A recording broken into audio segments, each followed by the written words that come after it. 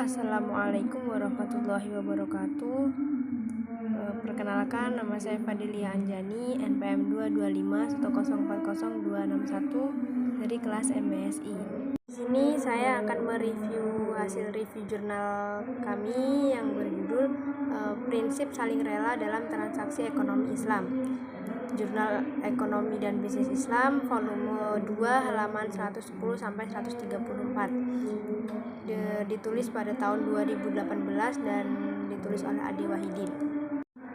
Langsung saja masuk pada bagian abstrak. Di sini penulis menuliskan bahwasannya salah satu syarat transaksi ekonomi dalam pandangan Islam adalah adanya kerelaan atau saling rela antara kedua belah pihak.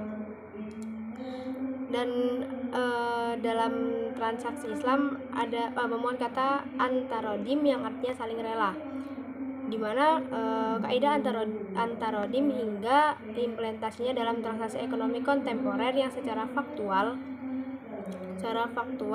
didominasi oleh sikap saling rela yang bersifat perbuatan atau adat pada model-model transaksi ekonomi yang tidak ada pada zaman Nabi.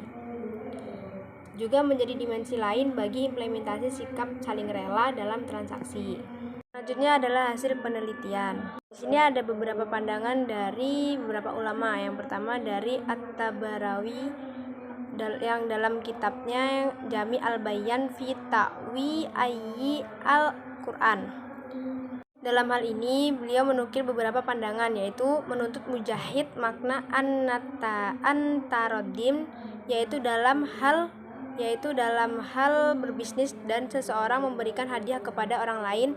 Menurut Maimun Ibn Mirhan, makna at-tarodim yaitu sebagaimana sabda Rasulullah, jual beli itu harus suka rela dari kedua belah pihak.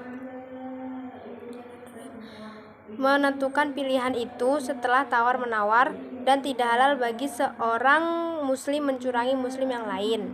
Yang kedua ada Ibnu Katsir dalam kitabnya Tafsir Al-Quran Al-Azim. Menurut Ibnu Katsir, pendapat ini, pendapat mujahid dari kalangan Syafi'iyah adalah pendapat yang kuat tentang hakikat saling rela yaitu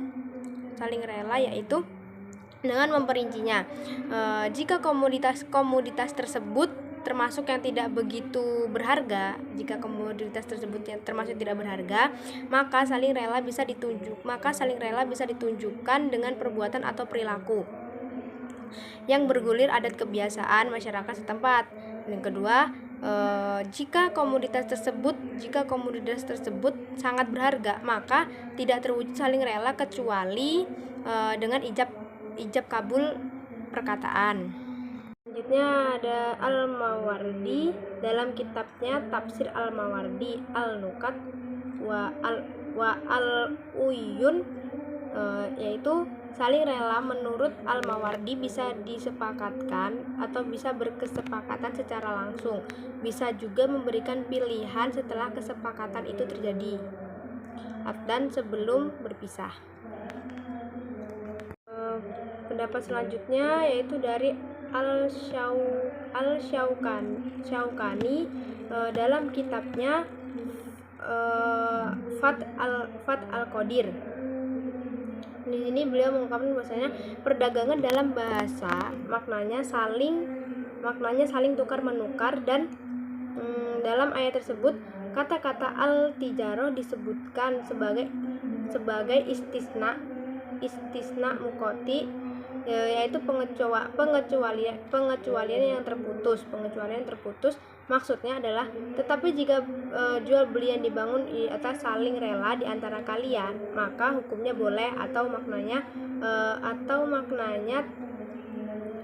diperbolehkan. Tetapi jika jual beli yang dibangun atas saling rela di antara kalian, maka hukumnya halal.